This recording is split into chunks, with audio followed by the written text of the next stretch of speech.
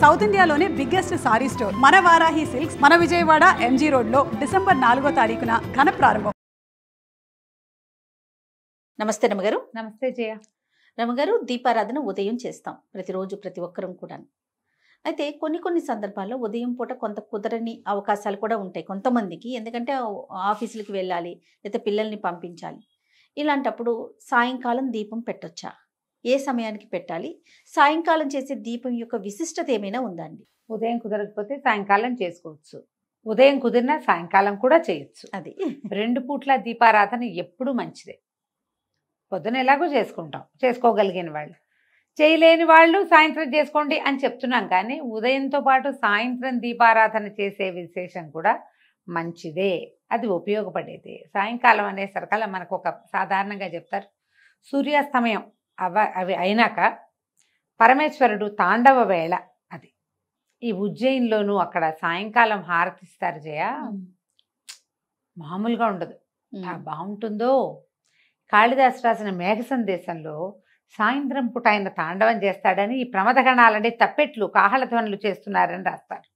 సాయంత్రం సుప్రసన్నుడుగా ఉంటాడు పరమేశ్వరుడు.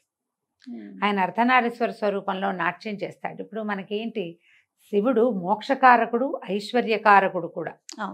లయకారుడైనటువంటి పరమేశ్వరుడిని స్వాధీనం చేసుకోవాలి అంటే, ప్రసన్నుని చేసుకోవాలంటే సాయంత్రం ఆరాధన చాలా మంచిది.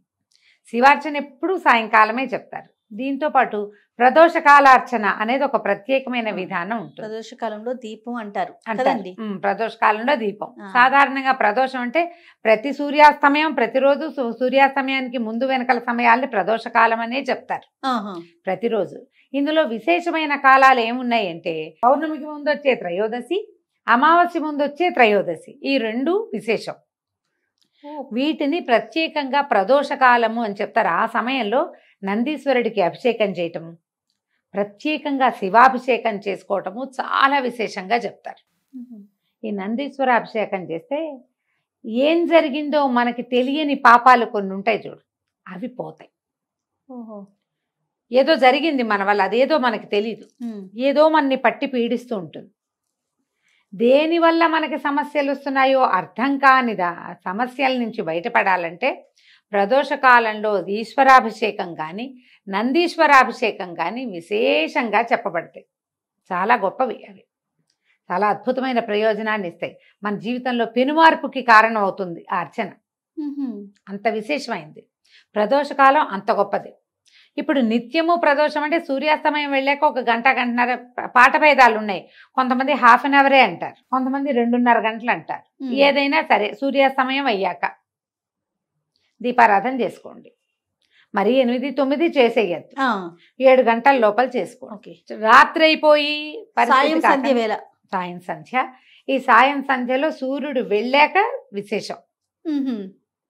వెళ్ళాక సూర్యాస్తమయం అయ్యాక అప్పుడు మీరు ఏదైనా చదువుకోవచ్చు, ఏదైనా చెప్పుకోవచ్చు. ఉదయకాలం ఏం చదివారు, ఏం చేశారో కానీ సాయంత్రం ఏదైనా శివ సంబంధమైన స్తోత్రాలు బోల్డన్ ఉన్నాయి కదా మనకి. విశ్వనాథాష్టకం అని, శివాష్టకం అని, శివమానస పూజని ఏదైనా చేసుకోవచ్చు. ఏదో ఒకటి చేసుకుని కాస్త దీపారాధన వెలిగించుకోవటం. కుదిరితే సాయంకాలం ఆలయ దర్శనం చేయటం, కుదరలేదు పెట్టుకోండి ఇంట్లో. అందరికీ అది ఒక డౌట్ ఉంటుంది, సాయంత్రం చేస్తే మంచిదేనా అని. సాయంత్రం చేసినా కూడా మంచిదే. ఎలాంటి మీరు మానకుండా చేయటం మరీ మంచిది. ఎలాంటి ఫలితం ఇస్తుందంటే శివానుగ్రహం లభిస్తుంది జయ. సాయంకాల దీపారాధన వల్ల మనకి లభించేది శివానుగ్రహమే. సమస్యల నుంచి బయటపడతాం. ఈ రోజువారీ మన జీవితం ఒక ప్రెషర్ఫుల్గా నడుస్తూ ఉంటుంది కదా, దాంట్లో నుంచి ఒక సొలేస్ లభిస్తుందని భావిస్తాను జయ. నా మటుకు నేను సాయంత్రం దీపం పెట్టగానే పొద్దుటి చిక్కంతా తీసేసినట్టు అనిపిస్తుంది నాకు. ఏవో మాట్లాడతాం వాళ్ళతో వీళ్ళతో, ఎవరెవరినో కలుస్తాం, ఏమిటో అనుకుంటాం, బోళ్ళని ప్లాన్ చేస్తాం, అవన్నీ అవ్వవు, అన్నీ కుప్పగొలిపోతాయి ప్లాన్లన్నీ. ఒకసారి ఏదో వస్తుంది అనుకుంటే ఏమీ రాదు, ఎవరో వస్తారనుకుంటే రారు, అనవసరంగా మనం వెళ్ళామనిపిస్తుంది. ఏవో ఉంటాయి. ఇవన్నిటికీ ఆ దీపం పెట్టి కాస్త అగరత్తు వెలిగించి, ఒకట పంచాపచారాలు సాయంకాలం పెద్ద పువ్వులు గివ్వులు పెట్టరు ఎవరు, పొద్దున్న చేయని వాళ్ళు పెట్టుకుంటారనుకో. ఆ ధూపం కాస్త ఇంట్లో అట్లా చూపించామంటే హాయిగా ఉందిరా, ప్రశాంతంగా ఉంది, ఈ పూట చిక్కు వదిలిపోయింది అనిపిస్తుంది. అది ఫీల్ అవ్వాలి. నా జీవితంలో ఏం మార్పు లేదండి అంటుంటారు కొంతమంది, వింటారు నాకు చెప్తుంటారు. మీరు చెప్పారు కదా 11 days నేను రోజు దీపం పెట్టాను, నా జీవితంలో ఏం మార్పు లేదండి. దీపం పెట్టడమే మార్పు. కరెక్ట్ అండి. ప్రతిరోజు మీరు 6:30-7 గంటలకి చకచకా స్నానం చేసేసి ఇల్లు బాకిలి ఏదో ఒక మాదిరిగా అయినా తుడుచుకుని, పొద్దున్న తోమినంత తోమకుండా కొద్దిగా ఒక మాదిరి వాకిలి సంధ్య వాకిలి జిమ్ముకుని, ఓ చెంబు నీళ్ళు పోసుకుని, కొంచెం ఫ్రెష్ బట్టలు కట్టుకుని, ఒక దేవుడి దగ్గర కూర్చుని 10 నిమిషాలు ప్రశాంతంగా ఉన్నావంటే ఏమిటి అదే నాంది, ఏమిటి ఇంకేం కావాలి నీకు? అంతే కదా.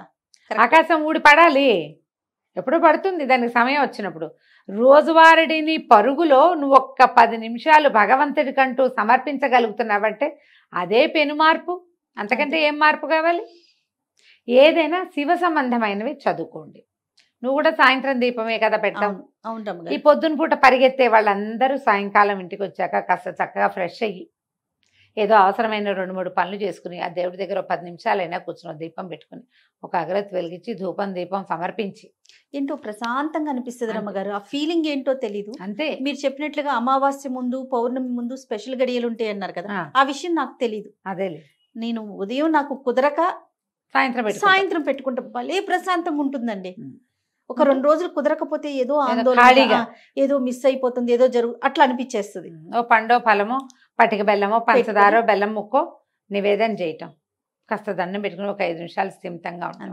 దానికోసం అన్ని పనులు ఆపుకుంటాం, చాలు. చేయండి. సాయంత్రం దీపం చాలా మంచిది. ఈ ప్రదోష కాల అర్చన ఎక్కడైనా శివాలయాల్లో జరిగే చోటకి వెళ్ళచ్చు. నందీశ్వర అభిషేకం 3-4 చోట్ల జరుగుతుంది. అరుణాచలంలో విశేషంగా చేస్తారు. మాసం చివర అమావాస్యకు ముందు వచ్చే త్రయోదశి బాగా విశేషంగా చాలా విశేషంగా చేస్తారు. ప్రదోష కాలార్చన అద్భుతంగా చేస్తారు. ఇటీవల కాలంలో నేను ఒకరితో మాట్లాడాను. దగదర్తి అని ఇది దేవాలయం నెల్లూరు జిల్లాలో ఉంది. దగదర్తిలో ఉన్న ఈ శివాలయంలో కూడా ఈ పేరుతోటి యూట్యూబ్ ఛానల్ కూడా ఉంది. కేవలం శివాలయం ఇంకేం లేదు. వాళ్ళు కూడా ఈ నందీశ్వర అభిషేకం చేస్తారు ప్రదోష కాలంలో. నేను నెల్లూరు వెళ్ళైనా మూలాపేట అని ఒక ప్లేస్ ఉంది. అక్కడ మూలస్థానేశ్వరుడు అనే దేవాలయం ఉంది. అక్కడ శివాలయం పాతది.